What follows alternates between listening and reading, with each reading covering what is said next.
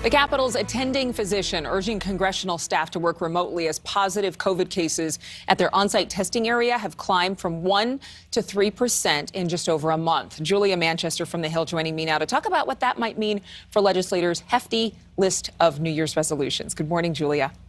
Good morning, Adrienne. What kind of response are you anticipating to this physician's warning? I mean, obviously, legislative staffers, if they start working from home, that could affect business as usual, as it does with all of us and has been for the past couple of years.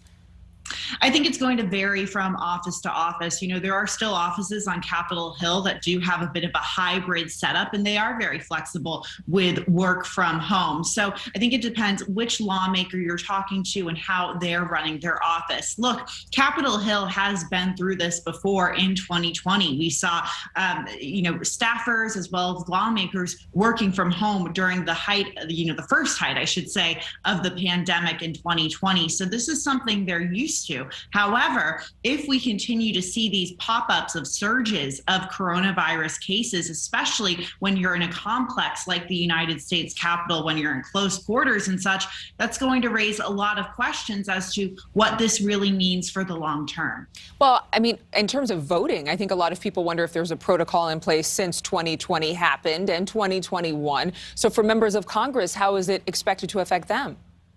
You know, this has been an ongoing debate, I think, even before the pandemic. What is the future of voting? What if someone happens to be sick, a lawmaker, and they want to vote? And there are different procedures, such as pairing and such, that lawmakers have, practiced before in the case that they are absent and cannot vote in person. However, this issue of virtual voting has been talked about quite a bit more during the pandemic. And I think you see some lawmakers, a lot of staffers pushing for this as a bit of a contingency plan as we move forward into the future, and virtual work becomes a reality not only for lawmakers but also many Americans. The issue with that, though, is that there's questions as to how someone like Nancy Pelosi or Whip Jim Clyburn can whip their lawmakers together. It's much easier to do that in person, to get all your lawmakers together to vote on a measure or an initiative,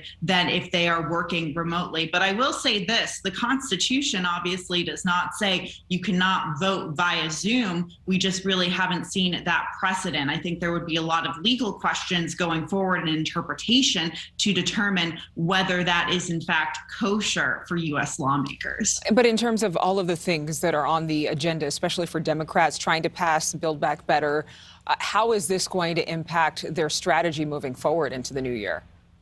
Oh, I think it will impact their strategy in a huge way. Look, we've already seen the impact of one Democrat, Senator Joe Manchin, not really falling in line with his fellow Democratic lawmakers, and how that's influenced the Biden agenda going forward into the new year. You see Democratic leaders in Washington wanting the party to be extremely unified as they face what will likely be an uphill battle going into 2022. And we're already seeing what many critics have called a failure of the Biden administration to handle this Omicron surge. So I think you're going to see a lot of Democrats gathering together, trying to figure out how to do damage control. We don't really know what that will look like if they're gathering virtually or in person. It's a question that I think a lot of us political watchers will be asking.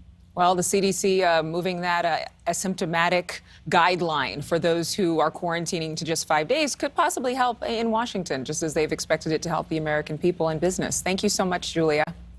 Thank you. Thank you so much for watching. Make sure to click on the red subscribe button below so you can get more of NewsNation's fact-driven, unbiased coverage.